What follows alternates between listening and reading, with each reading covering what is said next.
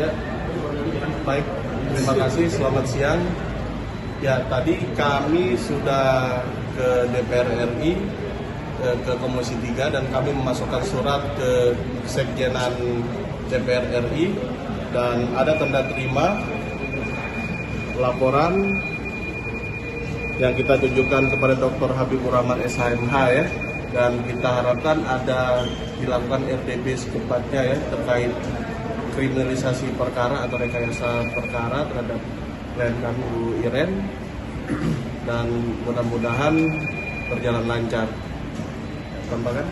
Ya, jadi saat ini tadi setelah kami dari DPR RI, kita lanjut ke Bareskrim untuk membuat laporan yang ditujukan kepada Kepala Kepolisian Republik Indonesia yang dilakukan Ya, tanda terimanya ini tanda terimanya sudah diterima oleh Humas apa yang Polri Republik Indonesia.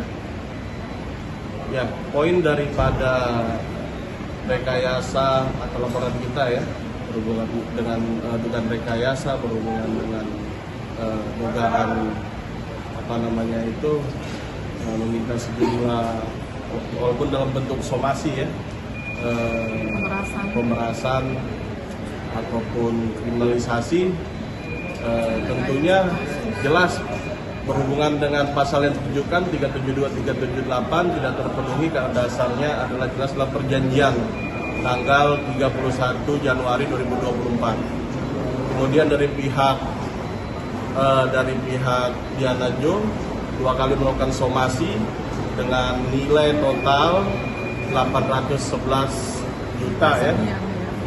Kemudian kami tanggapi ya, bukan tidak tanggapi, dan kita menjawab somasi tersebut ya, dan kita bertanya juga dalam somasinya kerugian apa yang dimaksud. Nah, setelah itu dari pihak Diana Jo membuat laporan polisi tanggal 7 Mei ya, 7 Mei 2024 yang menyebutkan tindak pidana 372, 378 dan 406. 372, 378 tentu tidak terpenuhi. Kemudian 406 ini itu yang menurut klien kami sangat membingungkan. Pengerusakannya di mana? Karena dari videonya jelas tidak ada barang yang dirusak, tidak ada barang yang dibuang ke tong sampah ataupun tempat limbah, dan kondisi barang dalam kondisi baik.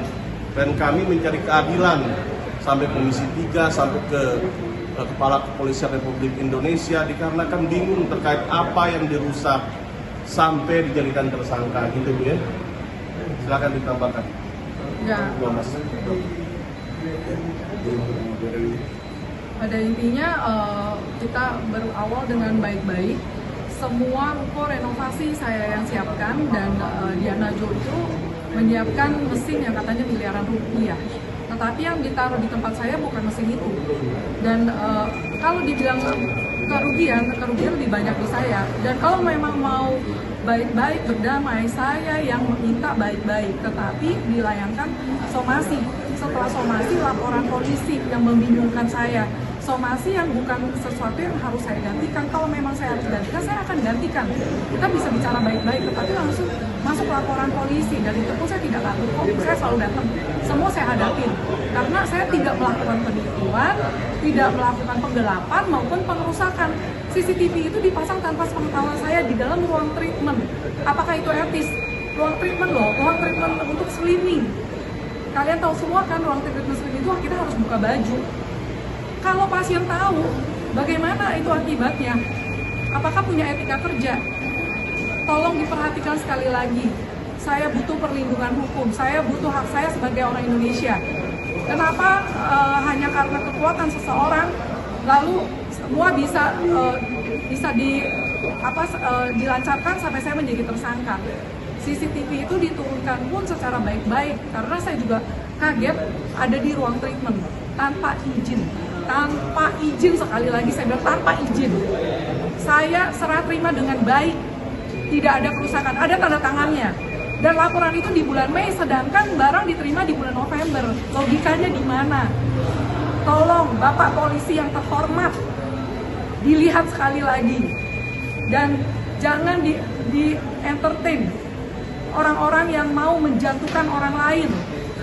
Saya benar-benar minta penegakan hukum, keadilan hukum.